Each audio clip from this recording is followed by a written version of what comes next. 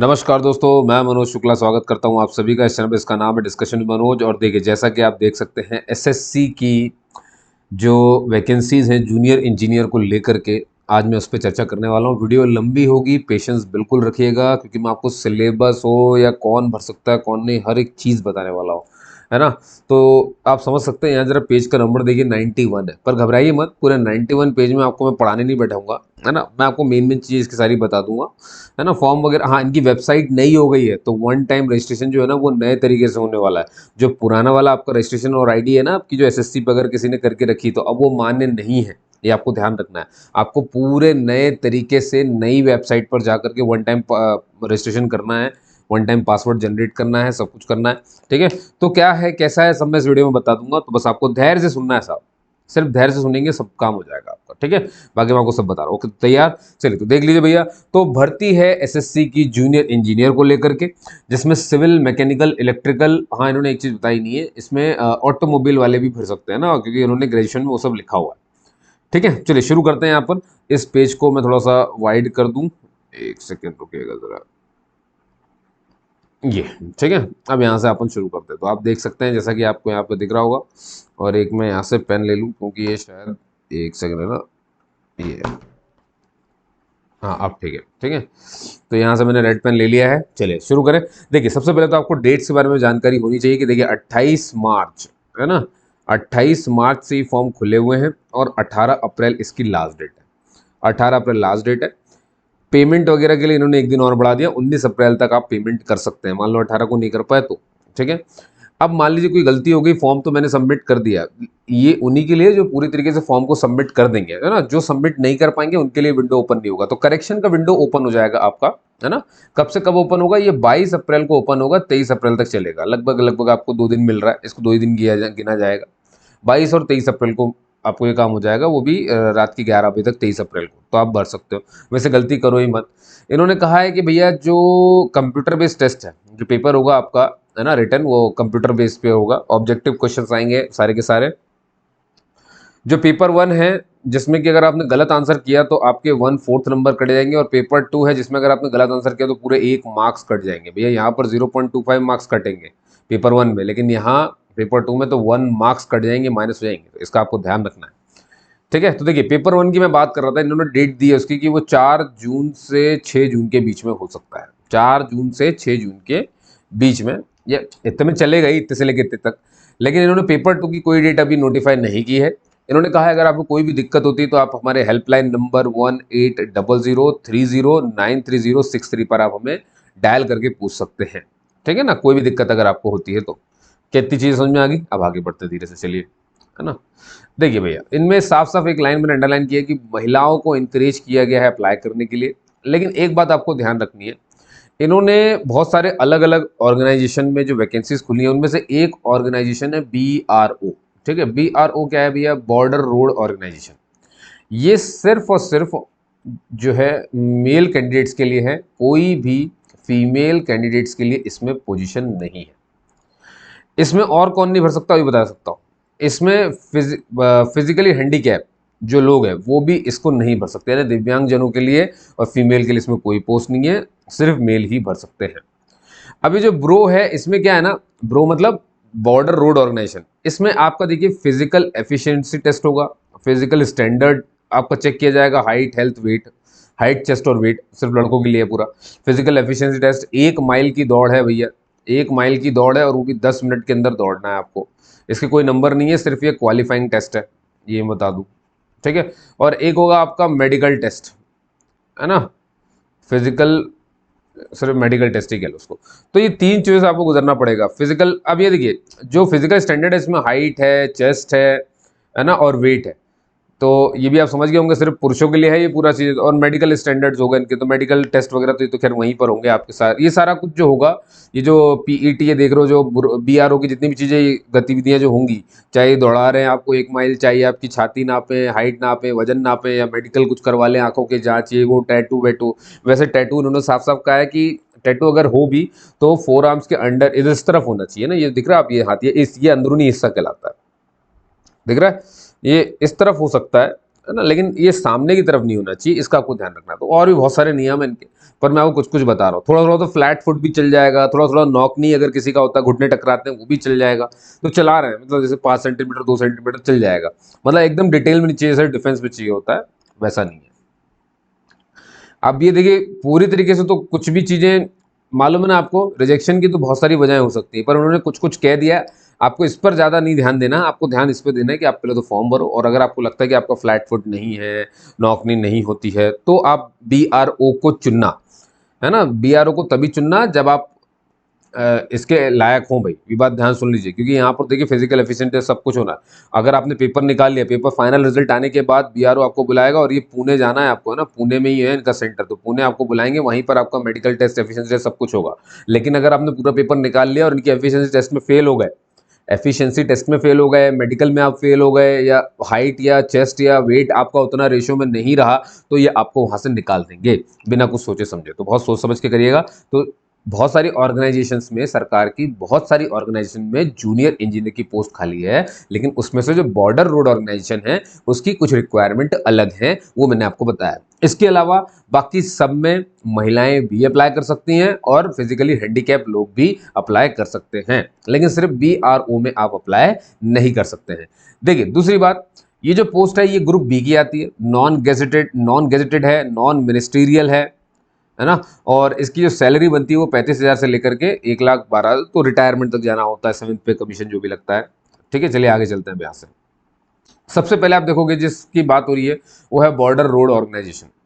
अब यहाँ पर ये जो JEC है, JEE और M आप देख रहे हो, इसका मतलब मैं समझाता हूँ। जूनियर इंजीनियर सिविल, ये सिविल के लिए हो गई, और ये जूनियर इंजीनियर इलेक्ट्रिकल, ये इलेक्ट्रिकल है भैया, है ना, इलेक्ट्रिकल एंड मैकेनिकल।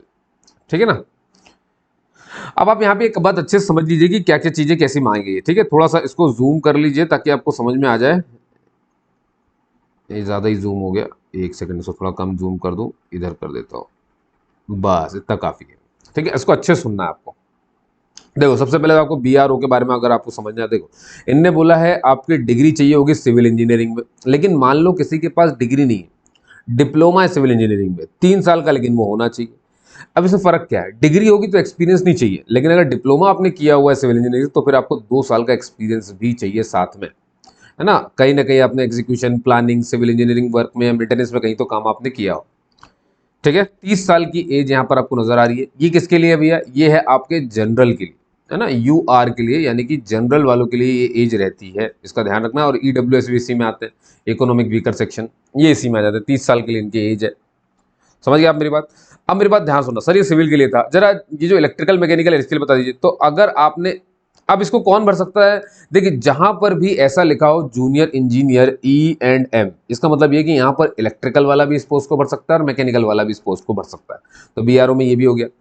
अब देखो डिग्री ने बोली या तो इलेक्ट्रिकल में या तो मैकेनिकल में चल जाएगा, लेकिन अगर आपने डिप्लोमा किया इलेक्ट्रिकल या ऑटोमोबाइल या मैकेनिकल में 3 साल का, तो फिर आपको 2 साल का एक्सपीरियंस। कहने का मतलब क्या समझे आप, कहने का मतलब ये हुआ कि अगर डिग्री है तो नो एक्सपीरियंस, लेकिन अगर डिप्लोमा है, लेकिन कितने साल का, 3 साल का, तो चाहिए एक्सपीरियंस। कितना चाहिए एक्सपीरियंस, 2 साल का एक्सपीरियंस चाहिए। क्या समझ में आ गया, डिप्लोमा 3 साल का तो 2 साल का एक्सपीरियंस भी मांग रहा है साथ में, लेकिन अगर डिग्री है तो कोई एक्सपीरियंस नहीं मांग रहा है। नीचे आ जाइए। अब ये देखिए डिपार्टमेंट यहाँ से चेंज होता जाएगा, जैसे अभी तक BRO था, अब देखिए ब्रह्मपुत्र बोर्ड है। ये किस में आता है, ये जल शक्ति मंत्रालय के अंदर आता है। ब्रह्मपुत्र बोर्ड नाम, ये ब्रह्मपुत्र, इसमें सिर्फ और सिर्फ जूनियर इंजीनियर सिविल की खुली है, और यहाँ देखो डिग्री नहीं, डिप्लोमा मांगा है सिविल इंजीनियरिंग में 3 साल का, और कोई एक्सपीरियंस नहीं मांगा भैया, और 30 साल की वही एज हो गई।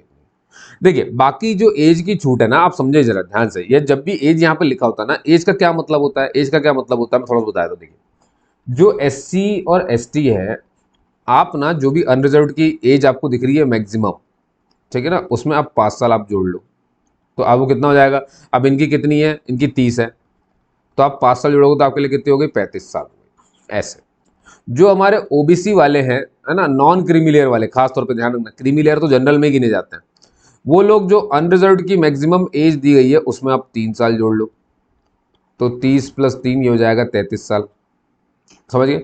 ऐसी जो हमारे फिजिकल विद बेंचमार्क डिसेबिलिटी है, इसमें भी जनरल वाले अलग होते हैं, इसमें भी ओबीसी वाले अलग होते हैं, इसमें एससी और एसटी वाले अलग होते हैं।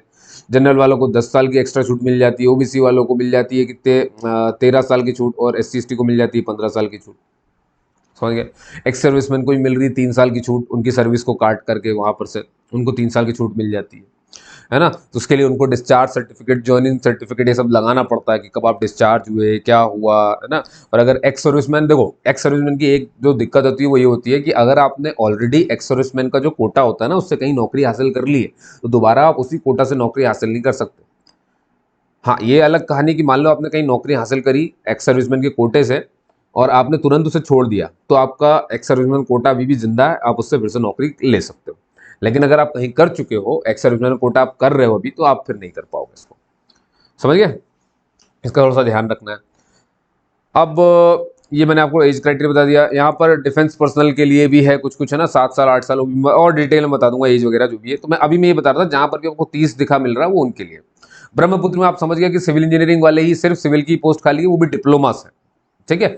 अब आ जाओ यहाँ पे सेंट्रल वाटर कमीशन जो है उसमें मैकेनिकल भी मांगा, सिविल भी मांगा। मैकेनिकल में देखो जरा यहाँ पे साफ साफ बोला डिग्री और डिप्लोमा दोनों चल जाएंगे मैकेनिकल से। और देखो यहाँ पे डिप्लोमा के साथ कोई भी एक्सपीरियंस नहीं मांगा गया, मतलब सिर्फ बीआरओ में मांग रहा था वो, बाकी देखो और कहीं एक्सपीरियंस नहीं मांगा उसने, है ना। जहाँ मतलब बीआरओ में जहाँ डिप्लोमा वहाँ 2 साल का एक्सपीरियंस है, लेकिन बाकी सब में जितन अगर डिप्लोमा है तो भी बिना एक्सपीरियंस के चल जाएगा, इंजीनियरिंग आपने डिग्री करी हुई है तो भी बिना इंजीनियरिंग के चल जाएगा।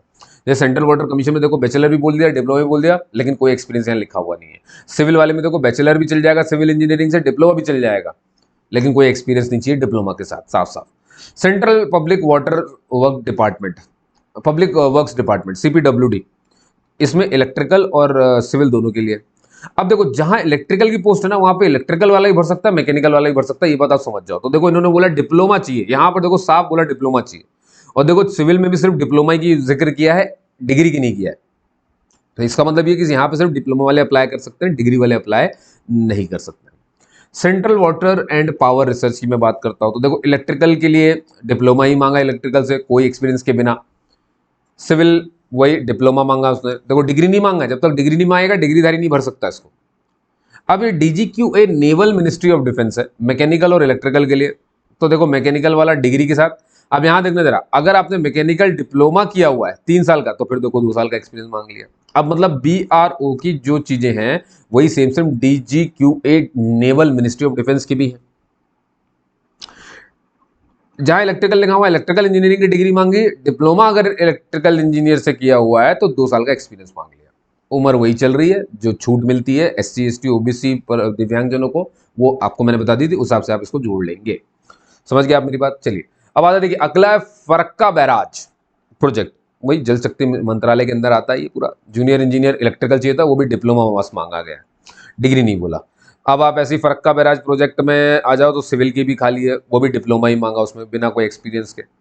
मिनिस्ट्री अब ये मिलिट्री इंजीनियरिंग सर्विस भाई MESI, ये तो इंपॉर्टेंट है, इसमें सिविल के लिए पोस्ट खाली, इसमें डिग्री मांगा उन्होंने सिविल इंजीनियरिंग में, और बोला डिप्लोमा भी अगर आपने किया तो भी भर लो, लेकिन डिप्लोमा है तो 2 साल का एक्सपीरियंस मांग लिया उन्होंने। तो BRO DGQA और अब MES, मतलब समझ लो कि BRO DGQA और MES इन तीनों के लिए एक ही कहानी। बस ये है कि BRO में सिर्फ मेल भर्ती हो सकते हैं, कोई भी दिव्यांगजन उसमें भर्ती नहीं हो सकता, कोई भी फीमेल उसमें भर्ती नहीं हो सकता। बाकी DGQ और MES में आपके मेल, आपके फीमेल और आपके दिव्यांगजन भी भर्ती हो सकते हैं। ये फर्क है ब्रो और इसमें। बाकी देख रहे हो ना डिप्लोमा के साथ ये तीन के तीन ही एक्सपीरियंस मांग रहे हैं 2 साल का। तो जहां पे सिविल लिखा है सिविल के डिप्लोमा के साथ 2 साल की इंजीनियरिंग, और अगर डिप्लोमा ने डिग्री की है तो कोई एक्सपीरियंस की जरूरत नहीं है। Junior engineer electrical and mechanical देखो जरा ध्यान से, इलेक्ट्रिकल से भी चल जाएगा, मैकेनिकल से चल जाएगा डिग्री, लेकिन अगर आपने डिप्लोमा किया तो 2 साल का एक्सपीरियंस दिखाना पड़ेगा आपको। ठीक है। फिर एक्सपीरियंस सर्टिफिकेट होना चाहिए, वो अपलोड करना पड़ेगा आपको। NTRO बचा था, यानी कि नेशनल टेक्निकल रिसर्च ऑर्गेनाइजेशन, सिर्फ सिविल के लिए पोस्ट है, डिप्लोमा मांगा है मात्र, लेकिन कोई भी एक्सपीरियंस साथ में नहीं मांगा है। समझ गए आप मेरी बात, है ना। तो इसका ध्यान रखना है आपको जो मैंने बताया। तो अब यहाँ पे ये सब बातें लिखी है, वेयर एवर एक्सपीरियंस रिक्वायर्ड, जहाँ पे भी एक्सपीरियंस की जरूरत है, such experience must have been acquired by the candidates after completion of the required. मतलब ये कह रहा है आपको जो भी एक्सपीरियंस मिला होना चाहिए वो आपकी डिग्री के बाद का होना चाहिए। ये नहीं होना चाहिए कि डिग्री के साथ साथ आप कहीं पे काम कर रहे थे तो उस एक्सपीरियंस के लिए जाएगा, बिल्कुल ऐसा नहीं होने वाला है। ठीक है ना। डिग्री के साथ साथ, पढ़ाई के साथ साथ जो आपने काम किया वो इसमें गिना नहीं जाएगा। पढ़ाई जब खत्म हो गई उसके बाद अगर आपने कहीं काम किया वो टेन्योर को एक्सपीरियंस गिना जाएगा, उसी को आपको लगाना है। ठीक है ना। ओपन और डिस्टेंस लर्निंग इन्होंने साफ साफ बोली भैया ये लोग अलाउड नहीं है ना। जैसे मान लो अगर ओपन और डिस्टेंस लर्निंग तो आपने इंजीनियरिंग, मेडिकल, डेंटल, नर्सिंग, ये सब जो जितनी चीजें होती है ना, फार्मेसी, ये नॉट परमिटेड है ना। तो इनको ओपन और डिस्टेंस लर्निंग मोड के अंदर इनको काउंट नहीं किया जाएगा। कुल मिला के अगर आपने ओपन और डिस्टेंस लर्निंग से किया है तो आप इसके लिए अलाउड नहीं हो पाएंगे। हाँ, तब तक जब तक सुप्रीम कोर्ट ने किसी ऑर्डर में ये ना कहा हो। जैसे सुप्रीम कोर्ट के एक ऑर्डर की मैं आपको बात करता हूँ, मुकुल कुमार शर्मा और एआईसीटी के बीच में जो केस हुआ था इस बात को लेकर के, तो उसमें ये कोर्ट ने कहा था कि जिन्होंने भी भैया जो डिग्री है, जहां पर भी बीटेक मांगा है और जो डिप्लोमा है, इनको समांतर समझा जाएगा उन बच्चों के लिए जिन्होंने इग्नू से डिग्री ली है। तो अब ये इग्नू वालों के लिए हो गया ना, इग्नू की लड़ाई है ये तो, है ना। लेकिन कौन से साल में? Enrolled up to the academic year 2009-10, 2009-10 तक क्या है, बीटेक और डिप्लोमा को इग्नू से एक समान ही समझा जाएगा। मतलब इसका मतलब ये समझो कि इग्नू से अगर मान लो किसी ने बीटेक किया 2009 में, तो अगर कोई इंजीनियरिंग वाली पोस्ट है तो वो उसमें अप्लाई कर लेगा, लेकिन डिप्लोमा वाले में वो अप्लाई नहीं कर पाएगा। ऐसा होता था। लेकिन इग्नू की इस केस में जो जीत हुई है वो ये हुई कि जहां कहीं भी डिग्री लिखा है या डिप्लोमा लिखा है, या कहीं पे भी डिप्लोमा है डिग्री वाला भर सकता है, कहीं पे भी डिग्री है वहाँ डिप्लोमा वाला भर सकता है। लेकिन ये उनके लिए जो सिर्फ इग्नू से पास आउट हुए हैं। बहुत ध्यान सुन लो, आप अगर कहीं और से पास आउट हुए तो आपके लिए नहीं है। ये जो इग्नू वाला है, अब उसमें भी सन डिसाइड है कि सिर्फ ये जो चीज है ना, ये फैसिलिटी सिर्फ उनको मिल रही है जो 2009 और 2010 में इग्नू से पास आउट हुए थे। भैया मुकुल कुमार शर्मा ने बस यही केस लड़ा था, समझ गया ना। ये है उसका ध्यान, मेन चीज। बाकी आप यहाँ खुद भी पढ़ सकते हो, अंग्रेजी अगर आपकी अच्छी थी, यहाँ सब लिखा हुआ है कि क्या केस था। बाकी तो इन्होंने ऑर्डर नंबर भी लिख के रखा है जो सुप्रीम कोर्ट ने दिया था, तो वो भी लिखा हुआ है सब भाई। बाद में जब आप सेलेक्ट हो जाएंगे तो डॉक्यूमेंट वेरिफिकेशन होगा आपका। कौन करेगा? एसएससी नहीं करता भैया। एसएससी एक प्लेटफॉर्म है जो पेपर लेता है, बंदे सेलेक्ट करता है और भेज देता है। कहाँ भेज देगा भैया? जो भी गवर्नमेंट ऑर्गेनाइजेशन है, जिनकी वैकेंसी है, उन्होंने अपनी वैकेंसी एसएससी को दी। एसएससी तो पेपर लेने वाली संस्था है, ये उनको सौंप देगा। फिर वो लोग आपको डॉक्यूमेंट वेरिफिकेशन के लिए अपने रिस्पेक्टिव, जैसे मान लो बीआरओ में आप सिलेक्ट हो गए तो बीआरओ बुलाएंगे, एनटीआरओ में होगा तो एनटीआरओ, डीजीक्यूए नेवल डॉक में आप सिलेक्ट हो गए तो वहाँ चले जाओगे आप, है ना। ब्रह्मपुत्र या फरक्का बैराज, इनमें कहीं पर भी होगा तो वहाँ जाओगे आप। बनी बात है, जल शक्ति मंत्रालय, कौन सा क्या मिलता है वो आपके ऊपर रहेगा पूरा का पूरा। बस ये ध्यान रखना, डॉक्यूमेंट वेरिफिकेशन देखिए सबको आता है, सबको मालूम होता है कि भाई वहाँ पे ओरिजिनल सर्टिफिकेट भी लेके जाने पड़ते हैं और एक्सपीरियंस सर्टिफिकेट लेकर के जाने पड़ते हैं और उनकी फोटो कॉपीज भी लेकर के जानी पड़ती हैं। ठीक। अच्छा, इस बार तो कुछ और भी बदलाव हुआ है। जब आप ऑनलाइन फॉर्म भरेंगे ना तो फोटो तो आपकी सामने से खींचेगी भैया, तो मोबाइल से खींचेगी। नहीं खींच पाई ना तो एक ऐप भी इन्होंने दिया हुआ है, नहीं ने दिया हुआ है एसएससी ने, कि कितना अच्छे से ऐप आएगा। बनी बात है, जब आप फोटो खींचो, मतलब इसमें देख रहे हो फोटो आपकी खींची हुई लगेगी, खुद ही खींचना है सामने से, बिल्कुल मोबाइल से खींच करके आप उसमें भेज सकते हो, वो अलग कहानी है। लाइव फोटो है बिल्कुल इस बार मामला। जो फॉर्म इनने जो बनाया ना, नई वेबसाइट पे जो फॉर्म बना दिया, उसमें भैया फॉर्म मतलब फोटो वगैरह लाइव ही खींचेगी आपकी। तो थोड़ा सा अच्छे से तैयार रहना, है ना। चश्मा उस्मा नहीं लगाना, स्माइल मत देना बेवजह की कि टेढ़ी स्माइल है, ऐसी वाली मत करना कोई भी चीज़। बाल वाल ऐसे मत फेरते बनाना, ऐसे मत पोज दे देना, ऐसे सब नहीं करना है। कैप नहीं पहनना है, आंखें चढ़ी नहीं हो, बिल्कुल नॉर्मल फेस, लाइट बैकग्राउंड के साथ, हल्का बैकग्राउंड होना चाहिए, सफ़ेद कर लो ज़्यादा हुआ तो, बस ऐसे फोटो खींच लो। मैं भी सैंपल दिखा दूंगा कैसी फोटो चाहिए आपको, आप चिंता नहीं करो। आगे बढ़े जल्दी जल्दी से बेटा, है ना। चलो देखो फटाफट से देखना, धीरे धीरे देखना। अब देखो ये जो है ना, ये मैं पढ़ने वाला नहीं हूँ आपके लिए, मैं आपको पहले बता दूं। अभी इसमें क्या है ना, इसमें नंबर दे दिए कितनी कितनी वैकेंसीज हैं टोटल, ये वो देखोगे यहाँ से वहाँ तक जाओगे, है ना। ये सब डिपार्टमेंट वाइज, जैसे मान लो किसी को देखना, मैं एक बताता हूँ। बीआरओ में देखो जरा सिर्फ मेल अप्लाई कर सकते हैं। अब ये सिविल के लिए टोटल पोस्ट देखो कैटेगरी वाइज इतनी है कि एससी के लिए 76 है, एसटी के लिए 36 है, ओबीसी के लिए 136, ईडब्ल्यूएस के लिए 48, जनरल के लिए 142 और टोटल हो जाएगी 438। देख लो ये सिर्फ सिविल वालों के लिए। और वहीं पे इलेक्ट्रिकल और मैकेनिकल के लिए बॉर्डर रोड में आप देखो टोटल 37 है, जिसमें से 27 जनरल के लिए। एसटी के लिए कोई सीट नहीं है, ओबीसी के लिए सीट नहीं है, ईडब्ल्यूएस के लिए 2 सीट है और एससी के लिए 8। जिनके लिए कोई सीट नहीं ना, वो सबके सब ओपन तो भर सकते हो आप, जनरल से ओपन भर सकते हो। बस आपको इसमें एज लिमिट और जो छूट मिलती है वो सब नहीं मिलेगी, ये हो जाएगा। ऐसे ही ब्रह्मपुत्र हो गया, सेंट्रल वाटर कमीशन हो गया, सेंट्रल पब्लिक वर्क्स डिपार्टमेंट यानी सीडब्ल्यूसी, सीपीडब्ल्यू, है ना, फरक्का बैराज, ये सब आ जाएगा, डीजीक्यूएनएल। अब ये सब देख सकते हो, है ना। सबसे ज्यादा कहाँ है वो आपने देख लिया है मेरे ख्याल से, एनटीआरओ, मिलिट्री इंजीनियरिंग सर्विस। समझ गए आप मेरी बात, है ना। तो इसका आपको ध्यान रखना भाई। इन सबको जो है रिजर्वेशन जैसा मिलता है एससी को, एसटी को, ओबीसी को, ईडब्ल्यूएस को और पर्सन विद बेंचमार्क डिसेबिलिटी को, वैसे मिलेगा। बस इनको अपने सर्टिफिकेट तैयार रखने जो इनके लगते हैं, है ना। और बस ठीक है, इतना ही ध्यान रखना है। अच्छा एक बात है, यहाँ पर एक्स सर्विसमैन के लिए कोई भी रिजर्वेशन नहीं है, देख रहे हो यहाँ पे आप, ये देखो कहीं पर भी एक्स सर्विसमैन की कोई रिजर्वेशन नहीं दिया गया है। उसकी वजह मैं बता रहा हूँ, देखो एक्स सर्विसमैन को जो कोटा होता है ना, वो बी और सी और डी पोस्ट के लिए, जैसे मान लो ग्रुप सी है और ग्रुप डी है, तो यहाँ तो आपको रिजर्वेशन मिल जाता है। लेकिन जो जूनियर इंजीनियर की जो पोस्ट होती है ग्रुप बी में आती है, ठीक है, तो इसीलिए आपको यहाँ पर कोई रिजर्वेशन नहीं मिलता है। रिजर्वेशन आपको हमेशा ग्रुप बी के नीचे यानी ग्रुप सी या ग्रुप डी में मिलेगा, हमेशा आप देखना। यहाँ पर इसलिए आपको रिजर्वेशन नहीं है। फाइट आप कर सकते हैं, आप लड़ सकते हैं, आपको एज में छूट मिलती है वो मिलेगी, 3 साल की जो लग रही है आपकी वो तो हो जाएगी। एक्स सर्विसमैन के थ्रू आप इसमें भर तो सकते हैं, लेकिन आपका कोटा नहीं लगेगा, तो इसलिए आप ओपन फॉर्म में इसे फाइट कर पाएंगे। तो देखो लिखा है ना साफ साफ, no reservation for ex serviceman. वही इसकी वजह है, क्योंकि जो ग्रुप बी पोस्ट है इसलिए। तो the benefit of age relaxation will be admissible to SM candidates in accordance with the government orders. तो आपको बस एज रिलैक्सेशन मिल जाएगा, आपको जो मिलता है ना। बाकी और कोई भी चीज़ आपके काम नहीं करेगी, इसमें कोई कोटा नहीं, मतलब आप जनरल से ही फाइट कर रहे हो, ये आपको ध्यान रखना है। बस एज में आपको छूट मिल जाएगी जो मिलती है। और बस ठीक है, बेंच मैंने ये बता ही दिया भैया कि देखिए बीआरओ में मेल लोग और अप्लाई कर सकते हैं, फीमेल अप्लाई नहीं कर सकते, दिव्यांगजन अप्लाई नहीं कर सकते। बाकी हर जगह वो अप्लाई कर सकते हैं, वही बात यहाँ पे लिखी है। अब यहाँ पर आप देख सकते हो, जैसे मान लीजिए सिविल जूनियर इंजीनियर सिविल। अब इसमें ये जो है ना, ये दिव्यांगजनों के लिए है कि पर्सन विद बेंचमार्क डिसेबिलिटी, कौन कौन से दिव्यांगता हो तो आप इसे भर सकते हो। देखो इनने बोला है कि जो जूनियर इंजीनियर सिविल है वो किस किस के लिए सही है, जैसे डीप हो गया, एच का मतलब हार्ड ऑफ हियरिंग होगी, वन आर्म से, एक आर्म है आपके पास, एक लेग है आपके पास, ये दिव्यांगता है ये मान लीजिए। सेरेब्रल पेल्सी, लेप्रेसी क्योर्ड, डीडब्ल्यू मतलब डॉफिज्म, एसिड अटैक विक्टिम, है ना। एसडी का मतलब स्पाइनल डिफॉर्मिटी, स्पाइनल की कोई दिक्कत है, स्पाइनल इंजुरी कुछ है अगर आपको, विदाउट न्यूरोलॉजिकल या लिम्ब डिसफंक्शन के बिना। एसएलडी मतलब स्पेसिफिक लर्निंग डिसेबिलिटी, पढ़ने में दिक्कत। एमआई का मतलब मेंटल इलनेस होगी। एमडी का मतलब हो जाता है मल्टीपल डिसेबिलिटी, मतलब ए से लेकर के ये जो है ना, ए बी सी, इनमें से 2-3 एक साथ हो गए आपके, तो मतलब डी भी और वन आर्म हो गया, तो ये हो गया, दिक्कत हो गई, समझ गए ना। तो ये सब लोग इसे भर सकते हैं, लेकिन इन लोगों से, इन दिव्यांगजनों से ये कहा गया, दिव्यांग भाई बहनों से, कि भैया आपको आपकी कुछ चीजें आपसे बन जानी चाहिए, जैसे कि आप सिटिंग कर पाते हो, स्टैंड हो पाते हो, ठीक है ना, और आप राइट कर पाते हो, बेंड हो पाते हो, लिफ्ट कर पाते हो चीज़ों को, है ना। और ये केसी का मतलब होता है वो क्या कहना चाहिए इसको, नील और क्रोचिंग होता है, नीलिंग एंड क्रोचिंग, है ना।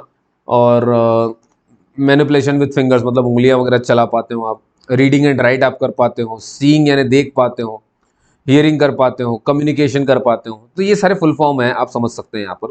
ऐसे ही आप जहाँ पर भी जूनियर इंजीनियर इलेक्ट्रिकल और मैकेनिकल लिखा हुआ है, वहाँ पे भी देखो ये जरा ये सब चल जाएगा, जो ऊपर लिखा था वही का वही सेम लिखा हुआ है। और क्या क्या फंक्शन कर पाना चाहिए आपके, आप ये भाई सिटिंग, स्टैंडिंग, बेंडिंग, लिफ्टिंग कर पाओ, नीलिंग एंड क्रोचिंग कर पाओ, मैनिपुलेशन फिंगर फिंगर चला पाओ आप, रीडिंग राइटिंग सीइंग, है ना, हियरिंग आप सुन पाओ अच्छे से, और कम्युनिकेशन अच्छी हो।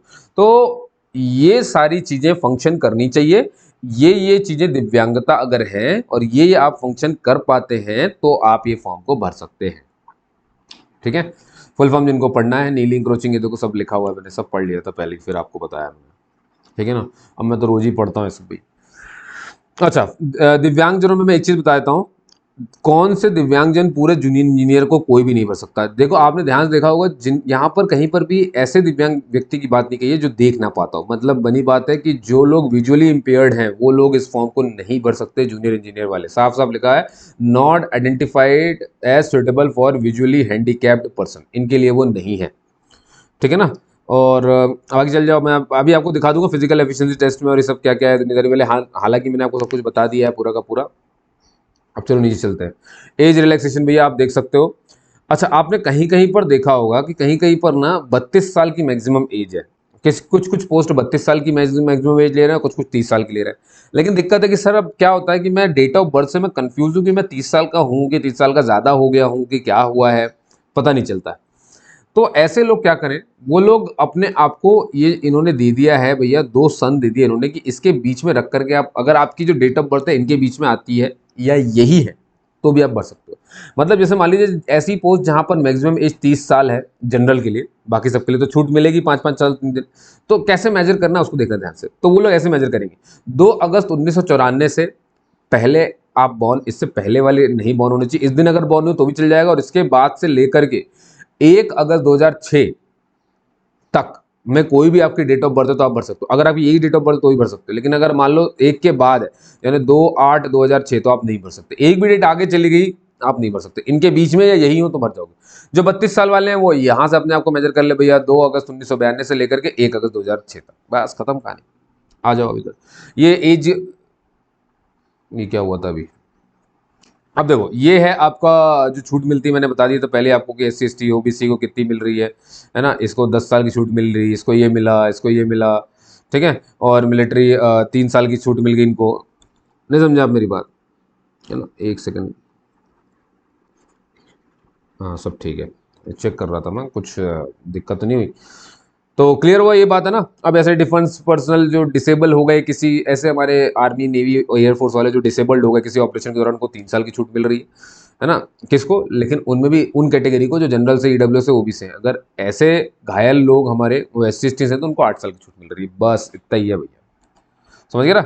अब चलिए चलते हैं अब सीधे, ये सब मैंने आपको बता दिया एक्स सर्विसमैन कौन है है ना। ऐसे बाकी आप यहाँ पे पढ़ सकते हो, मैं इसके लिए छोटे छोटे और वीडियो बना दूंगा अगर आपको जानना हो कि भाई एक्स सर्विसमैन की डेफिनेशन बता दो सर कि क्या होती है ना। ऐसे जिन्होंने खुद से अपनी नौकरी पूरी करके छोड़ दिया हो, या इनका पेंशन लगने लगा हो तब इनको वहाँ से हटाया गया हो, तो वो सब एक्स सर्विसमैन माने जाएंगे। किसी को गैलेंट्री अवार्ड कोई मिला है, ये सब तो ये लोग माने जाते हैं ना। तो ये ऐसी ऐसी बातें खैर। तो अब एक चीज और इन्होंने बोली है, if a candidate filled OBC in his application, मान लो किसी ने OBC भर दिया फॉर्म में, if he is unable to produce the, और मान लो वो OBC सर्टिफिकेट ना दिखा पाए तो उसका कैंडिडेचर कैंसिल कर दिया जाएगा, वो एग्जाम से बाहर हो जाएगा, ठीक है ना। और भैया देख लो अब EWS को कौन सा सर्टिफिकेट लगता है, इनकम एंड एसेट सर्टिफिकेट लगता है, तो भैया वो, और भैया रिन्यू करवा लेना, पहले ही बोल रहा हूँ मैं, रिन्यू वाला ही मांगा इनने। आप ये नहीं कि आप सोचो 10 साल पुराना सर मेरे पास पड़ा है, नहीं भाई वो नहीं चलेगा। दिव्यांगजनों के लिए स्क्राइब की सुविधा दी हुई है, तो जब आप फॉर्म भरेंगे ना तो आपसे पूछा जाएगा 2 तरह के सवाल है, मैं आपको बता दूं फॉर्म में। पहले तो क्या कि आप स्क्राइब चाहते हैं, आपने लिखा हाँ, टिक कर दिया हाँ। डू यू नीड स्क्राइब, जो भी हमारे हैंडीकैप लोग हैं उनसे बात कर रहा हूँ। अगर आप स्क्राइब चाहते हो तो पहले तो आप हाँ बोलेंगे। जैसे आप हाँ बोलेंगे तो आपके सामने 2 ऑप्शन होंगे। पहला, आप खुद से अरेंज करके लाएंगे अपना स्क्राइब यानी हेल्पर, या फिर आप चाहते हैं कि SSC आपको वो दे। अब इन दोनों में से आप कुछ भी चुन सकते हो, समझ गए ना। तो ऐसे काम चलता है। अब एक बात और सुनना ध्यान से, इन स्क्राइब की सुविधा किसको मिल रही है और किसको मिलने में थोड़ी सी कठिनाई होती है, मैं पहले बता देता हूँ। दिव्यांग भाई बहन हमारे अच्छे सुन ले, क्योंकि उनको ये जानकारी कोई नहीं देता है ना। मैं जानता हूँ इस बात को, लोग बड़ी बड़ी जानकारी देते हैं लेकिन उन पर कोई बात नहीं करता, मैंने देखा है। पर आप चिंता मत करो, ये चैनल सबके लिए, मैं सबका ध्यान रखता हूँ, कोशिश यही रहती है, बाकी ऊपर वाला जाने, ठीक। अब मेरी बात ध्यान सुनना, जो स्क्राइब है, हेल्पर हो गया आपका, ये उसको तो बड़ी फुर्सत में मिल रहा है जो सेरेब्रल पेल्सी से शिकार है। बाकी सबको ना स्क्राइब अवेलेबल हो सकता है, लेकिन एक सर्टिफिकेट उन्हें दिखाना पड़ेगा जो कि एनेक्जर 1 में लगा है। एनेक्जर 1 क्या होता है, जो PDF खत्म हो जाती है ना तो ये कुछ फॉर्मेट देते हैं। तो आपको याद रखना, अभी मैं थोड़ी देर पहले बता दूंगा आपको एनेक्जर 1 कौन सा सर्टिफिकेट है ना। अभी आपको दिखेगा, देखना सुन। उसमें आपको ये बताना पड़ेगा कि भैया मैं लिख पाने में सक्षम नहीं हूं, इसीलिए मुझे ये चाहिए। अब बात है कि आपके मान बोल देने से थोड़ी ना होगा। कौन, तो भैया ये क्या मांग रहे हैं, ये जो एनेक्जर 1 है ना, ये एक सर्टिफिकेट है। इस सर्टिफिकेट में आप सब कुछ लिखा हुआ है, बस आपको उसमें साइन करवाने पड़ेंगे चीफ मेडिकल ऑफिसर या सर्जन या मेडिकल सुपरिटेंडेंट के, जो कि गवर्नमेंट में हो खास तौर पे। तो ये फॉर्मेट आपको निकालना, उसमें साइन करवाना है। इसमें लिखा हुआ है कि मैं लिख पाने में असक्षम हूं तो मुझे ये चाहिए। देखो सेरेब्रल पेल्सी को तो पहले ही मिल रहा है, बाकी सबको कैसे मिलेगा, उन्हें सर्टिफिकेट ये दिखाना पड़ेगा। सेरेब्रल पेल्सी को कोई सर्टिफिकेट नहीं दिखाना है, जो सेरेब्रल पेल्सी से शिकार है, दिव्यांग है, बाकी सबको दिखाना पड़ेगा ये एनेक्जर 1 का सर्टिफिकेट साइन करवाना पड़ेगा कि भैया अब मुझे सेरेब्रल पेल्सी तो नहीं है, मुझे तो कुछ और है, तो मैं लिख नहीं पा रहा हूँ। तो ये अगर मेडिकल सर्जन आपका कह देता है, साइन करके सर्टिफिकेट दे देता है, तो ये सर्टिफिकेट आपको लगाना है, तो आपको सुविधाएं मिल जाएंगी स्क्राइब की। फिर चाहे वो आप खुद से ले आए, चाहे वो SSC आपको प्रोवाइड करवा दे।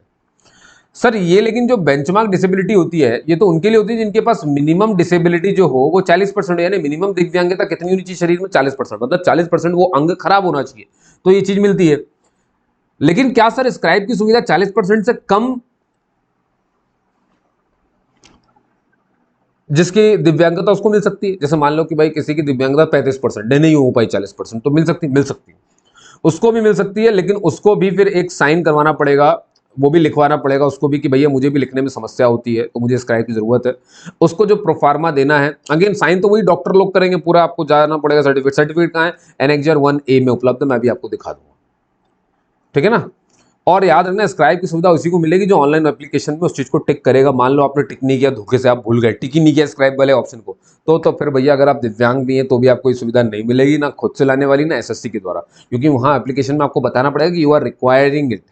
ठीक, अब आगे चलते हैं। इनने बोला है देखिए स्क्राइब की कुछ जो खास बातें वो ये होती हैं कि एक तो वो आपसे कम पढ़ा लिखा होना चाहिए, जिस एग्जाम में आप बैठ रहे हैं वो उस एग्जाम का कैंडिडेट नहीं होना चाहिए, मतलब वो पेपर ना दे रहा हो। स्क्राइब एक बार में एक ही की मदद करेगा, ऐसा नहीं होना चाहिए कि वो एक ही एग्जाम में दो अलग अलग लोगों का स्क्राइब है तो भाई चीटिंग करवा रहा है लपक के बढ़िया कि वहां गया उससे पूछ लिया आंसर, अब आके तुम्हारे में टिक लगा दिया। तो ऐसा नहीं होना चाहिए। इसके लिए क्या हुआ, इसके लिए एक अंडरटेकिंग लगेगी, मतलब एक फॉर्म लगेगा जिसमें आपको अपने स्क्राइब, अगर आप खुद से ला रहे हो स्क्राइब को तो भाई उसका आपको फोटो आइडेंटिटी कार्ड, दुनियादारी, उसकी पढ़ाई लिखाई कितनी क्या है वो सब उसमें भरनी पड़ेगी, उसके माता पिता का नाम, फिर उसमें उसका सिग्नेचर होगा, उसमें आपका भी सिग्नेचर होगा।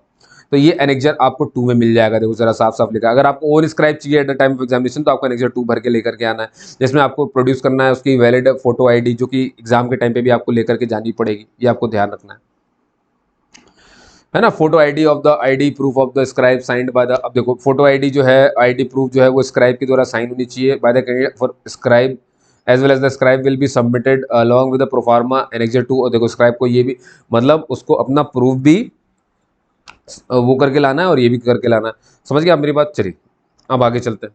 और आपको जैसा कि पता है कि भैया दिव्यांगजनों को 20 मिनट एक्स्ट्रा मिलता है तो मिलेगा ही मिलेगा, पेशेंस रखिए। अभी ये वीडियो पूरा देखिए, मैं पूरा मतलब पूरा ही बता रहा हूँ। अप्लाई करने का इनने साफ साफ बता दिया, मैंने आपको बताया था अभी, वन टाइम रजिस्ट्रेशन आपको करना है, वो भी नई वाली वेबसाइट में। देखो यहाँ साफ साफ लिखा हुआ है, नई वेबसाइट की लिंक ये रही, ठीक है ना। इसको क्लिक करते ही वो ओपन हो जाएगी, मैं थोड़ी देर में ओपन भी कर दूंगा, नहीं तो ये सामने दिख रही है आपको, ये भी वही है, ठीक है ना। तो पहले आपको भैया वहां जाकर रजिस्टर्ड होना है पूरी तरीके से। इसकी सारी जानकारी इन्होंने एनेक्जर 3 में देके रखी है, आप वहां से भी देख सकते हो। तो देखो पहले तो आप वहां पे पूरा नए तरीके से आप शुरू करोगे, है ना, सब अपना नाम गांव सब वहां पे भरोगे पूरा का पूरा। तो फिर आपका रजिस्ट्रेशन नंबर क्रिएट हो जाएगा, फिर आपका पासवर्ड क्रिएट हो जाएगा, फिर आपको पासवर्ड को चेंज करना है, ठीक है ना। फिर तो देख रहे हो ना, पहले तो आपको रजिस्टर पर क्लिक करना पड़ेगा, रजिस्टर होना पड़ेगा। तो उसमें फिर आपका रजिस्ट्रेशन नंबर क्रिएट हो जाएगा और पासवर्ड क्रिएट हो जाएगा और ये आपके मोबाइल नंबर पे भेजा जाएगा। फिर जो पासवर्ड आएगा उसको आपको फिर वापस आना है, लॉगिन करना है। पहले तो आपने रजिस्टर करने किया था, अब आपको रजिस्ट्रेशन नंबर और पासवर्ड तो मिल गया, अब आपको लॉगिन करना पड़ेगा। जब आप लॉगिन करेंगे तो पहले आप पासवर्ड चेंज करेंगे, ठीक है ना, फिर चेंज हो जाएगा, फिर आपको आना है, फिर वापस लॉगिन करना है और फिर आपके सामने जो विंडोज ओपन होंगे, अपने personal details, educational details, experience, और फिर आपका एडिशनल जो इनपुट्स हैं, है ना, जिसमें सेंटर की प्रेफरेंस आ जाएगी, कहाँ कहाँ से पेपर देना चाहते हैं, कौन, सारी चीज़ आ जाएगी, स्टेटस आ जाएगा आपका, कम्युनिटी, माता का नाम, पिता का नाम, आधार नंबर, ये वो दुनियादारी फलाना ढिमकाना सब आ जाएगा। तो बड़ी लंबी कहानी भैया। फिर ये जब हो जाएगा आपको, तब उसके बाद आपको एप्लीकेशन फॉर्म भरना है। तो एप्लीकेशन फॉर्म बाद में, पहले आएगा वन टाइम रजिस्ट्रेशन, तो भैया पहले कर लो, क्योंकि बाद में बड़ी दिक्कत होगी। फोटो वैसे भी लाइव खींचेगी यहाँ पर, है ना, नहीं खींच पाएगी आपके उससे मोबाइल से, तो आपको ध्यान रखना है अपना स्कैन कर लीजिए सिग्नेचर, जो कि 10 से 20 KB का होना चाहिए, ठीक है। लास्ट डेट आपको मैंने बताई दी थी। फीस जो है भैया वो 100 रुपये है, वो भी सिर्फ मेल के लिए है और वो भी सिर्फ जनरल वालों के लिए, है ना, और इकोनॉमिक वीकर सेक्शन वालों के लिए और ओबीसी, मतलब यहीं के लड़के जो हैं इन्हीं से लिए जा रहा है, बाकी किसी कोई पैसे नहीं। लड़के पता नहीं क्यों अमीर हो रखे हैं भैया, मैं नहीं जानता भाई लड़के क्यों अमीर है बेचारे, क्या ये गरीब नहीं है? मैं तो कभी कभी ये भी सोचता हूँ यार, 100 रुपये भी तुम ले रहे हो तो इन बेचारों से क्यों ले रहे हो? इनको भी तो माफ कर दो कभी कभी, ये भी तुम्हें खुश होकर दुआएं देंगे, नहीं लेकिन तुमको तो पैसा कमाना, तुम इन्हीं से खींचोगे। देखो बेचारे फीमेल्स को इसमें क्षमा किया गया है भैया, फीस नहीं देनी है उन्हें। एससी कोई नहीं देगा, एसटी कोई नहीं देगा, पर्सन विद बेंचमार्क डिसेबिलिटी नहीं देना है, एक्स सर्विसमैन को भी कोई फीस नहीं देना है। सारी तो फीस जो है वो जनरल के से, ईडब्ल्यूएस से और ओबीसी से। कुछ समय के बाद ओबीसी को पूरी तरीके से जनरल बना दिया जाएगा, मुझे ऐसा लगता है। देखो इनका 2 लेयर था, क्रीमी लेयर और नॉन क्रीमी लेयर, तो क्रीमी लेयर तो जनरल में गिनी जाती है, नॉन क्रीमी लेयर और बची है, तो उसमें भी कहीं कहीं धीरे धीरे धीरे धीरे, क्योंकि तबका उठ रहा है ना, तो धीरे से ये जनरल में आ जाएगा। अच्छी बात, क्या फर्क पड़ता है? खैर इन सब बातों से कोई फर्क नहीं पड़ता दोस्त, सारे खेल मेहनत का होता है ना, देखा जाएगा। भैया फिर आपको ऑनलाइन पेमेंट करनी है, फिर आप वो कोई भी कार्ड से कर सकते हो। करेक्शन विंडो मैंने आपको पहले ही बता दिया था, यूनिफॉर्म लेकिन करेक्शन जब आप करेंगे ना, पहली बार जब मान लो करेक्शन करोगे 200 रुपये लगेगा फर्स्ट टाइम, दूसरी बार करेक्शन करोगे तो 500। तो भैया करेक्शन के लिए छोड़ो ही मत, अच्छे से भर दो पहले ही, है ना। ये 100 रुपये की फीस, लेकिन करेक्शन 200-500 के हो रहे हैं, वाह। और ये सेंटर है भैया, एग्जामिनेशन सेंटर है भैया, ये देखो सेंट्रल रीजन, ये वो दुनियादारी आप यहाँ पे देख सकते हो। ये सब देखने के लिए वो वहाँ से ही भर सकते हो, उसके लिए परेशान मत हो। 3 सेंटर आप चुन सकते हैं एक बार में, प्रायोरिटी अपनी रख देना, क्योंकि उसी प्रायोरिटी में आपको मिलेगा। अब आ जाते हैं शेड्यूल, एग्जाम कैसा होगा, तो पेपर 1 पेपर 2 दोनों के दोनों कंप्यूटर पे ही होने वाले हैं। पेपर 1 के बारे में बता दूं भैया, देखिए पहला सेक्शन जनरल इंटेलिजेंस का 50 क्वेश्चन 50 नंबर के, यानी एक क्वेश्चन 1 मार्क्स का रहेगा, है ना। और 2 घंटे का पेपर है, दिव्यांगजनों के लिए 2 घंटे 40 मिनट हो जाएगा। 40 मिनट कैसे है, क्योंकि 1 घंटे पे 20 मिनट एक्स्ट्रा मिलता है, तो 2 घंटे में 40 मिनट एक्स्ट्रा मिल जाएगा। अब देखो जनरल अवेयरनेस भी होगा तो 50-50 क्वेश्चन उसके आ जाएंगे। अब ये थर्ड नंबर की चीज है, इसमें आपकी ब्रांच का पेपर होगा। जैसे मान लो अगर आप सिविल से हो तो आपके 100 क्वेश्चन आएंगे सिविल के, 100 नंबर के। अगर आप इलेक्ट्रिकल से हो तो फिर आपको 100 क्वेश्चन इलेक्ट्रिकल के, और अगर आप मैकेनिकल से तो मैकेनिकल से। तो ये तो हो गया पहला पार्ट। अब दूसरा पार्ट सिर्फ आपका टेक्निकल ही होना है। जैसे मान लो अगर आप सिविल से हो तो सिविल का ही होंगे आपके 100 क्वेश्चन आएंगे 300 नंबर के। अब यहाँ देखो जरा ध्यान से, ये भी 2 घंटे का है, लेकिन यहाँ पर एक क्वेश्चन 3 मार्क्स का है, जबकि पार्ट 1 में एक क्वेश्चन 1 मार्क्स का था। और अब आप जो भी हो, अगर आप मैकेनिकल से हो तो मैकेनिकल के 100 क्वेश्चन 300 नंबर के, और इलेक्ट्रिकल से तो इलेक्ट्रिकल के 300 क्वेश्चन, सिविल से तो सिविल के 300 क्वेश्चन, समझ गए ना। और इसमें फर्क मैं समझा देता हूँ आपको। देखो पार्ट 1 पेपर 1 जो है ना, इसमें आपकी नेगेटिव मार्किंग 0.25 है ना, इतनी। लेकिन नीचे जो है ना पार्ट 2 में, इसमें 1 मार्क्स सीधे सीधे डिडक्ट होंगे। तो याद रखना भैया, थोड़ा संभल के काम करना आप, है ना। हिंदी इंग्लिश दोनों मिल जाएंगे, मल्टीपल टाइप क्वेश्चन पेपर है सब कुछ, ठीक है ना। अच्छा, पेपर 2 में जो इंजीनियर हैं हमारे, वो स्लाइड रूल लेके आ सकते हैं खुद का, लॉगरिथमिक टेबल ला सकते हैं, और स्टीम टेबल भी ला सकते हैं। लेकिन पेपर 1 में ये 3 चीजें अलाउड नहीं है, ठीक है ना, इसका ध्यान रखना है। अब और कुछ पोस्ट जो है, जैसा कि आपने देख ही लिया था, कॉमन है, जैसे मतलब जहाँ पे मैकेनिकल इलेक्ट्रिकल दोनों ही भर सकते हैं। कुछ पोस्ट देखी थी ना आपने, जहाँ ऐसी पोस्ट जहाँ पे ऐसा लिखा हुआ था JEE&M, जहाँ पे भी ऐसा लिखा ना, यहाँ पे इलेक्ट्रिकल वाला भी भर सकता है, यहाँ पे मैकेनिकल वाला भी भर सकता है, एक ही था। मतलब पोस्ट ये एक ही है, लेकिन इसको दोनों डिग्री वाले भर सकते हैं, दोनों डिग्री मान्य है। पेपर लेकिन दोनों का अलग अलग ही होगा, इलेक्ट्रिकल वाला इलेक्ट्रिकल ब्रांच में देगा, मैकेनिकल वाला मैकेनिकल में, लेकिन इस पोस्ट में दोनों भरे जा सकते हैं, ये बताया जा रहा है, ठीक। अच्छा, अब एक सबसे खास बात सुनो, जो सिलेबस है ना आपका, जो अब आप सोचोगे ना क्वेश्चन सर किस लेवल के आएंगे, क्वेश्चन आपके जो आएंगे ना डिप्लोमा लेवल की इंजीनियरिंग से आएंगे। तो आप बी लेवल के मत पढ़ना, बीटेक लेवल के मत पढ़ना, डिप्लोमा लेवल की पढ़ लेना। अब देखो पेपर 1 में आप पहला याद है जनरल इंटेलिजेंस 50 क्वेश्चन आ रहे, तो देख लो इसमें नॉन वर्बल में, और भैया इतनी सारी चीजें, जजमेंट डिसीजन मेकिंग आ रहे, सब जो एसएससी में आता है ना वो पढ़ लो भैया। Normal general awareness current affairs आप कुछ मत पढ़ो यहाँ से, तो ये तो कुछ मतलब नहीं है। पेपर पढ़ो और 2-3 वीडियो सुन लो अगर कोई अच्छा बनाता है तो। और उसी का याद है तीसरे पेपर 1 के तीसरे हिस्से में, या तो सिविल है तो मैकेनिकल है तो इलेक्ट्रिकल, तो सिविल वालों को ये सब मटेरियल पढ़ के जाना है, इलेक्ट्रिकल वालों को ये सब, और मैकेनिकल वालों को ये सब पढ़ के जाना है। Theory of machine, machine designing, engineering mechanics, strength of material, SOM TOM DOM MD, है ना। डायनेमिक मशीन्स नहीं है शायद इसमें, बाकी फ्लूइड है ना। फ्लूइड तो रहेगा भैया, first law of thermodynamic, second law of IC engine, cooling, refrigeration cycles, principle, centrifugal pumps, hydraulic turbines, सब पढ़ लो निकाल निकाल के, बढ़िया। पेपर 2 में बात करते हैं, अब जरा ध्यान से देख लो पेपर 2 में भैया। फिर यहाँ पे सिविल के लिए देखो building material estimating, costing and evaluation, surveying आ जाएगा, सर्वेइंग टॉपिक है, सॉइल मैकेनिक्स है ना, हाइड्रोलिक्स है, इरिगेशन इंजीनियरिंग है, ट्रांसपोर्टेशन इंजीनियरिंग है, ठीक है, इन्वायरमेंटल इंजीनियरिंग, स्ट्रक्चरल इंजीनियरिंग, है ना, थ्योरी ऑफ स्ट्रक्चर, और बाप रे भयंकर। फिर इलेक्ट्रिकल वाले आ जाएंगे, circuit law, magnetic law, AC इतना इतना इतना इतना इतना इतना इतना इतना।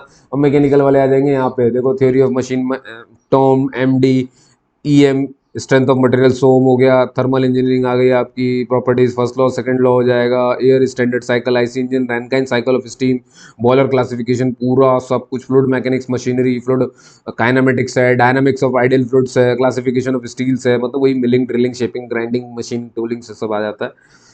अरे बाप रे बाप रे, बड़ा खतरनाक था भाई, ठीक है।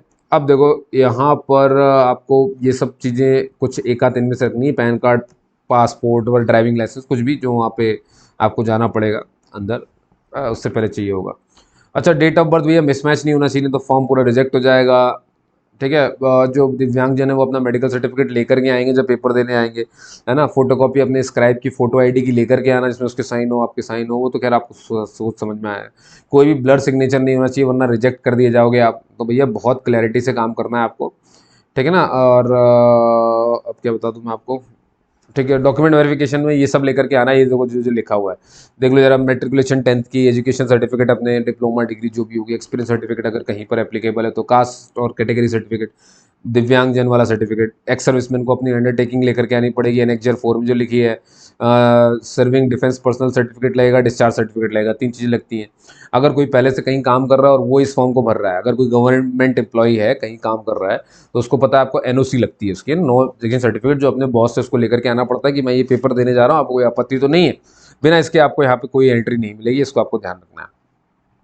ऐसी महिला जिनकी शादी हो गई थी और नाम सरनेम चेंज होता है तो फिर आपको मैरिज सर्टिफिकेट यहाँ पर लगाना पड़ेगा, इसका आपको ध्यान रखना है।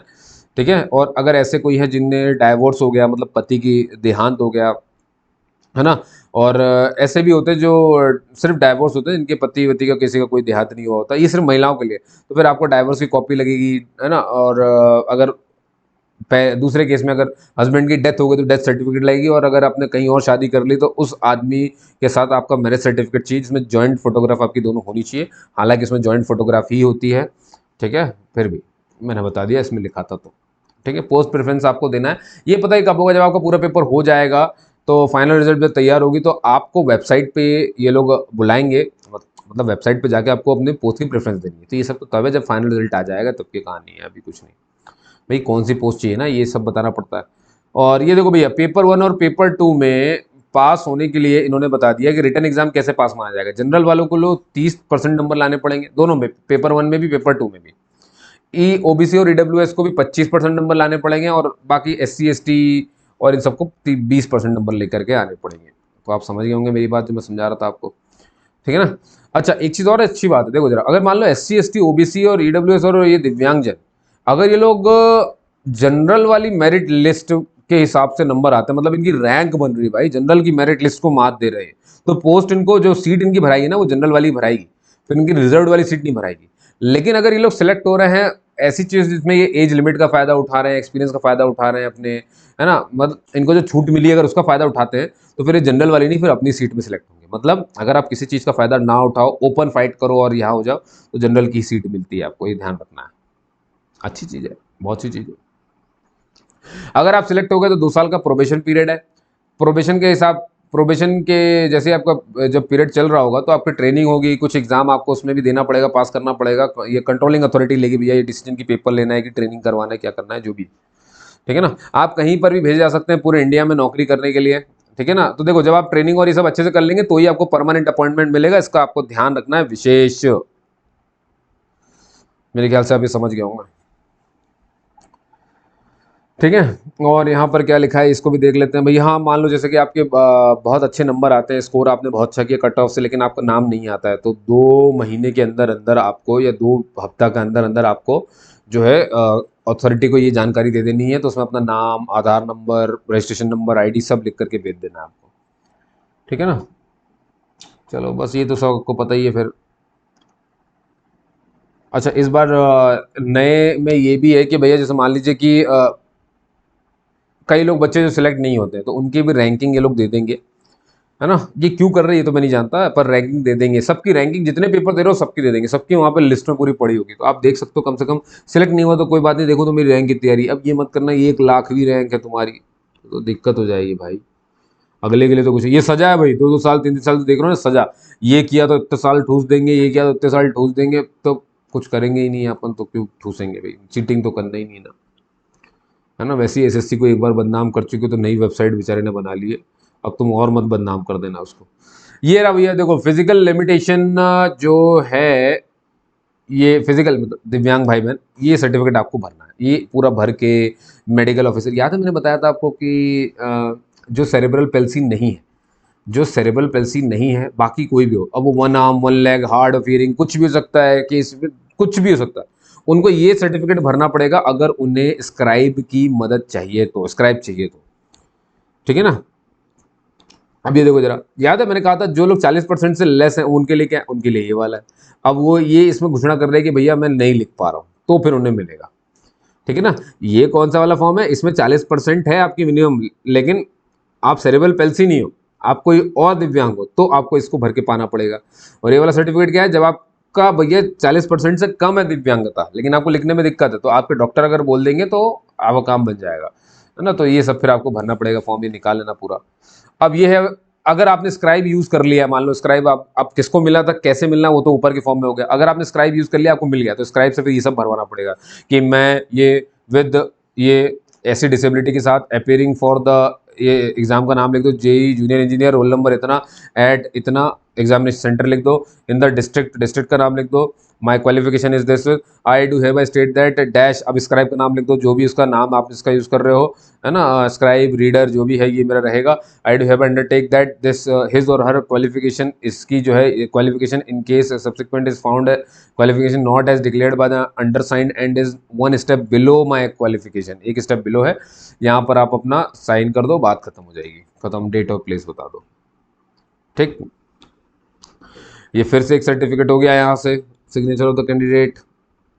अब ये देखो प्रोसीजर क्या है ये पूरा भरने का, तो देखो यहाँ पर उन्होंने बताया कि फिलिंग ऑनलाइन एप्लीकेशन, दो पार्ट में आपको फॉर्म भरना पड़ेगा। पहले आपको वन टाइम रजिस्ट्रेशन कर लेना है नई वेबसाइट में, न्यू वेबसाइट में जाना है, लिंक मैंने दी हुई है इसमें ही, और मैं डिस्क्रिप्शन में भी लिंक दे दूंगा, और फिर आपको भरना है ऑनलाइन एप्लीकेशन। अब देखो वन टाइम रजिस्ट्रेशन होगा कैसे, इनने साफ साफ बताया, पहले तो आप वन टाइम रजिस्ट्रेशन से जाने से पहले कुछ डॉक्यूमेंट रेडी कर लो, क्योंकि उससे भरना पड़ता है, जैसे मोबाइल नंबर, ईमेल आईडी, आधार नंबर, है ना। अब अगर आधार नंबर अवेलेबल नहीं है तो कुछ या तो voter ID, PAN, passport, driving licence, school ID, employer, सब कुछ भी चल जाएगा, ठीक है ना।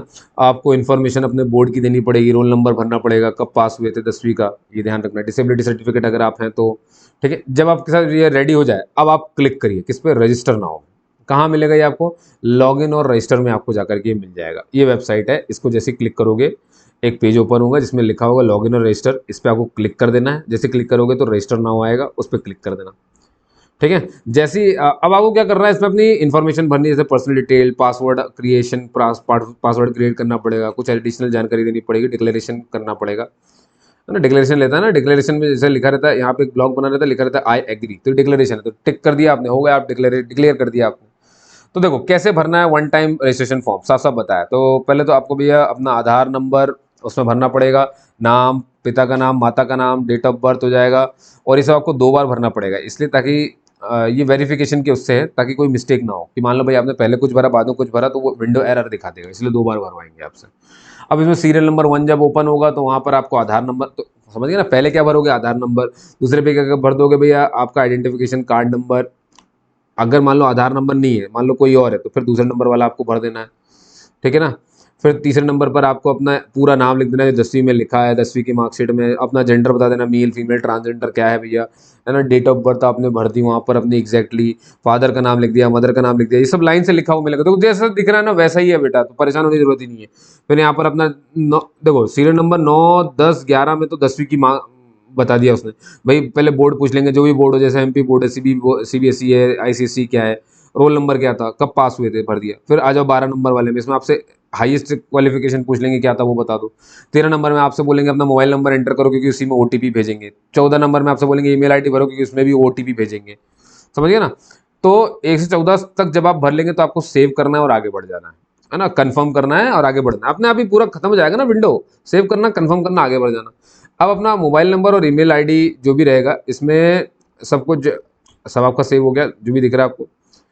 अब देखो जैसे आप ये कर लोगे ना, the data will be saved and your registration number will be displayed, तो आपको सामने, आपने जैसे ही 14 तक पूरी फिल कर ली जानकारी, एक रजिस्ट्रेशन नंबर ओपन हो जाएगा सामने, रजिस्ट्रेशन नंबर और पासवर्ड आपको आपके मोबाइल नंबर और ईमेल आईडी में भेज दिया जाएगा, और 14 दिन के अंदर आपको अपनी पूरी रजिस्ट्रेशन की प्रोसेस खत्म कर लेनी, ध्यान रखना इन्हीं की छोड़ दो आप वहीं पे। अब आपको मिल गया लॉगिन, अब देखो आपको मोबाइल नंबर पे पहुंच गया आपके आईडी और रजिस्ट्रेशन आईडी और पासवर्ड, अब उसको उठाओ और फिर वापस आओ इसी वेबसाइट पर और लॉगिन करो। अब अभी तो आपने रजिस्टर किया, अब लॉगिन करो। कैसे लॉगिन करोगे, वो जो रजिस्ट्रेशन नंबर मिला उससे, वही आपका यूजर नेम रहेगा, याद रखना रजिस्ट्रेशन नंबर ही यूजर नेम है, और आपको एक पासवर्ड ऑटो जनरेट करके उन्होंने भेजा था। अब आपको ये जो पासवर्ड है इसको और रजिस्ट्रेशन नंबर को यूजर नेम की तरह इस्तेमाल करके लॉगिन करना है, और सबसे पहले अपना पासवर्ड चेंज करना है ना, पहले लॉगिन में।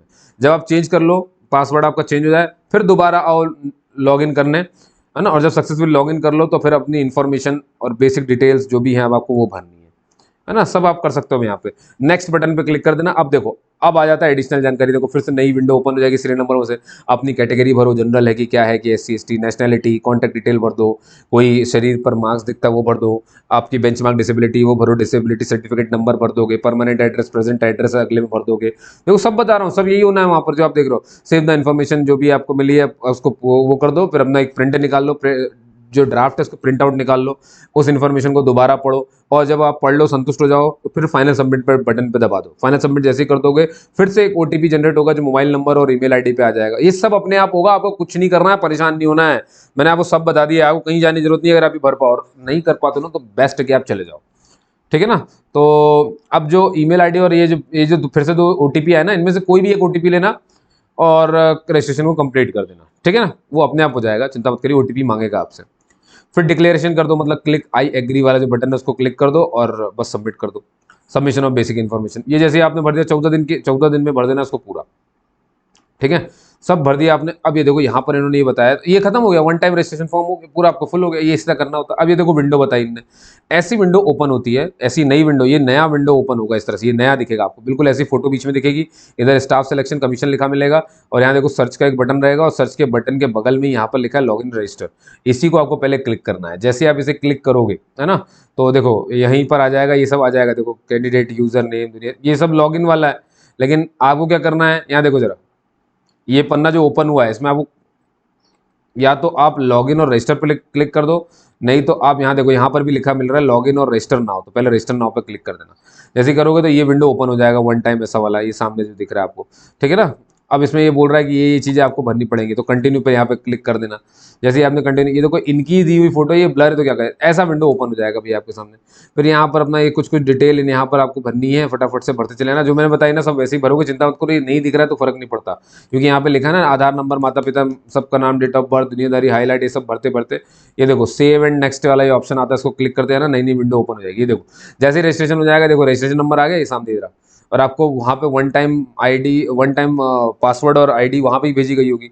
इसको कंटिन्यू किया और यही आपका यूजर नेम बन जाएगा, मालूम है ना, रजिस्ट्रेशन नंबर। ये देखो जरा, अब यहाँ पर से हेलो कैंडिडेट, ये देखो रजिस्ट्रेशन नंबर आप ये वापस भर के यहाँ पर ये आ गए, है ना, ये कर दिया आपने, ठीक। और जैसे मैंने बताया वैसे वैसे चलते चले आना, चलते चले आना, पहुँच जाओगे, है ना, सब भर लोगे, आप चिंता नहीं करो, इसको देखने की जरूरत नहीं है। फिर इसके बाद आता है पार्ट 2, जिसमें आपको ऑनलाइन एप्लीकेशन फॉर्म भरना है। अब आपके पास जो आईडी है जो भी आ गई है, अब देखो यहाँ पर क्या है, ऑनलाइन एप्लीकेशन भरने से के लिए candidate are required to capture their photograph through camera या फिर मोबाइल डिवाइस अपलोडेड। और इन्होंने एक ऐप भी बताया हुआ है, ऐप मैं दिखा दूंगा, एनेक्जर, इसमें आपको मिलेगा वो, है ना, उस ऐप के थ्रू भी फोटो खींच सकते हो आप, ठीक है ना। लॉग इन कर दो अपना रजिस्ट्रेशन नंबर, वो पासवर्ड जो पहले ही बन गया था, फिर अप्लाई लिंक पे आपको क्लिक कर देना है, फिर जूनियर इंजीनियर जहाँ पे लिखा है उसमें क्लिक कर देना, खत्म कहानी। अब 1 से लेकर के 18 तक जो सीरियल नंबर है वो तो आपने पहले ही भरा हुआ, तो आपको ऑटोमेटिकली भरा हुआ दिखेगा। फिर 19 से शुरू करोगे आप। अब आता है आपका टेक्निकल नॉलेज कि भाई स्ट्रीम क्या आती है, हाईएस्ट क्वालिफिकेशन क्या है, एग्जाम की क्वालिफिकेशन डिटेल बता दो, अगर डिप्लोमा डिग्री कुछ भी, स्ट्रीम सब्जेक्ट जो भी है वो बता दो, है ना। और फिर वो ये सब भर लोगे, चिंता नहीं करो, सामने दिख रहा है। स्टेटस है, पास कब किया था, कौन से स्टेट से थे, बोर्ड बताओ, यूनिवर्सिटी बताओ, ये सब फालतू की चीज़ें। 23 नंबर उनके लिए जो एक्स सर्विसमैन है भैया, है ना, आपने कब अपनी डेट ऑफ ज्वाइनिंग बताइए, कब आपने ज्वाइन किया था, डिस्चार्ज कब हुए थे, लेंथ ऑफ सर्विस आपकी कितनी रही है, आपने क्या ऑलरेडी कहीं सिविल पोस्ट ज्वाइन कर ली है, ज्वाइनिंग ऑफ सिविल पोस्ट अगर कहीं तो उसका बताइए, अगर आपको एज रिलैक्सेशन चाहिए तो वो यहाँ पे मार्क करिए, है ना। पर्सनल इन्फॉर्मेशन अगर आप देना चाहते हैं तो यहाँ पर ओके कर दीजिए भैया, ठीक है। प्रेफरेंस ऑफ एग्जामिनेशन सेंटर यहाँ पर मिलेगी, 3 आपको एग्जामिनेशन सेंटर की प्रेफरेंस देनी है, ये बात आपको ध्यान रखनी है। अगर आप दिव्यांगजन है तो हाँ या ना में क्लिक करिए। Do you have physical limitations तो बताइए, वेदर स्क्राइब इज रिक्वायर्ड तो क्लिक कर दीजिए, will you make your own scribe arrangement, खुद से लेना चाहते हैं तो वो बताइए, अपना मीडियम बताइए, है ना, मीडियम बताइए, अगर आप नहीं लेना चाहते हैं तो, है ना, खुद से नहीं लेना चाहते तो फिर मीडियम बताइए, ताकि स्क्राइब आपको एसएससी दे सके। तो देखो सब कुछ यहाँ पे सीरियल नंबर दिख रहा है ना, ये फॉर्म के ही, फॉर्म एक के बाद एक एक पॉइंट पूछता जाएगा, मैं सब बता रहा हूँ। फिर अपनी लाइव फोटो वहाँ पे अपलोड कर देगी। अब आएगा 26 नंबर पर, अपनी फोटो अपलोड करिए भैया, फिर अपलोड करिए सिग्नेचर, फिर एक बार देखिए, चेक करिए पूरी डिटेल और डिक्लेरेशन बॉक्स पर क्लिक कर दीजिए, सबमिट कर दीजिए, फिर पेमेंट पे पहुंच जाइए, फिर किसी भी चीज़ से पेमेंट कर दीजिए, खत्म कहानी। और ये बताया गया किस तरह से ये होगा, तो ये देखो जरा, आपने लॉगिन किया, है ना, ये आगे देखो यहाँ पर अपना नाम, ये तो देखो सीरियल नंबर 1 से लेकर के 18 तक तो पहले ही भरा मिलेगा आपको, है ना। ये यहाँ से आपने भरना शुरू किया कि भाई स्ट्रीम और एजुकेशन सब्जेक्ट का क्या है, वेरीफाई स्ट्रीम, फिर तो दोबारा भरिए, वेरीफाई मतलब पहले भरना है, फिर दोबारा, ये मैंने कहा ना 2 बार भरवा रहे हैं, हाईएस्ट अपना बता दीजिए क्या है भैया, क्वालिफाइंग डिप्लोमा और ये सब बता दीजिए, पूरा स्टेटस बता दीजिए। देखिए name of board, roll number, percentage कितना, सीजीपीए कितना लेकर के आए थे।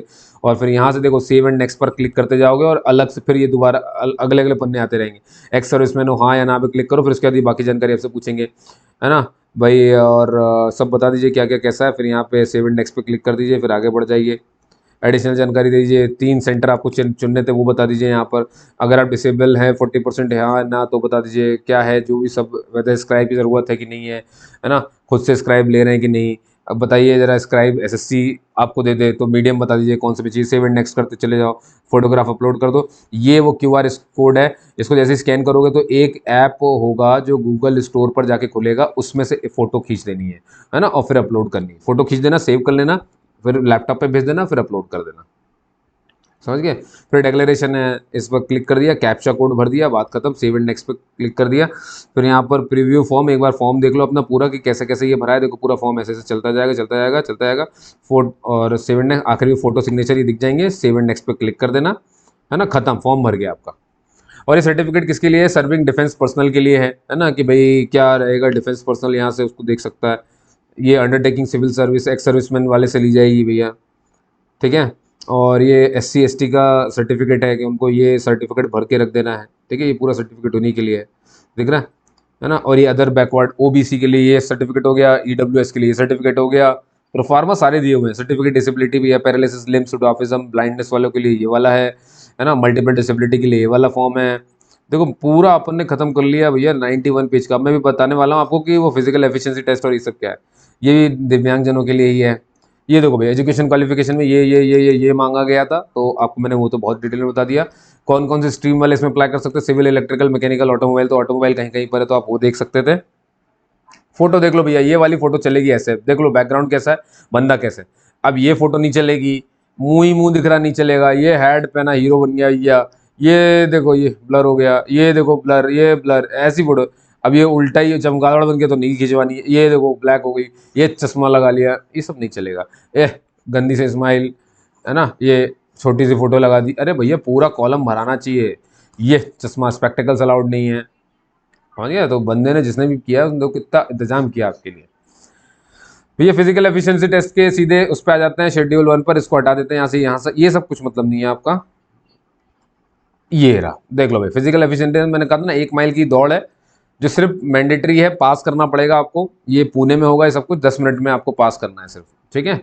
और आ जाओ भैया, देखो ये इन्होंने ना, आप यहाँ पर खुद से देख लेना, जैसे वेस्टर्न हिमालयन, ईस्टर्न हिमालयन, इन सब में कौन कौन से, जैसे जम्मू एंड कश्मीर, हिमाचल प्रदेश, है ना, और Punjab, north east, road of Mukerian, Hoshiarpur, Garhshankar, Ropar and Chandigarh, Uttarakhand. ये सब अगर आपको यहाँ से, अगर कहीं से आप हो वेस्टर्न हिमालय से, तो यहाँ से पढ़ लो, आपका जिला देश आपको मिल जाएगा, राज्य सॉरी। तो यहाँ के लोगों के लिए जो हाइट मांगी गई 158 सेंटीमीटर है। छाती इनकी बिना फुलाए 75 और 5 सेंटीमीटर फूल नहीं जा सके, हवा भरे तो 5 सेंटीमीटर फूल जाए, यानी 80 सेंटीमीटर तक फूलने के बाद, और इतना वजन चाहिए। ईस्टर्न हिमालयाज के लोग जो नागालैंड, अरुणाचल प्रदेश, मणिपुर, त्रिपुरा, मेघालय, असम से आते हैं, उनके लिए 152 सेंटीमीटर, छाती 75 सेंटीमीटर, फुलाने के बाद 80 सेंटीमीटर, इतना वजन चाहिए। West plain region, Punjab, Haryana, Chandigarh, ये सब जहाँ से आ जाते हैं 162.5 सेंटीमीटर, बहुत लंबे होते हैं यहाँ के लोग, तो इतनी हाइट चाहिए। छाती 36 मांग ली है, और फुलाने के बाद 5 सेंटीमीटर फुल जाए तो 81, 50 kg तक का वजन।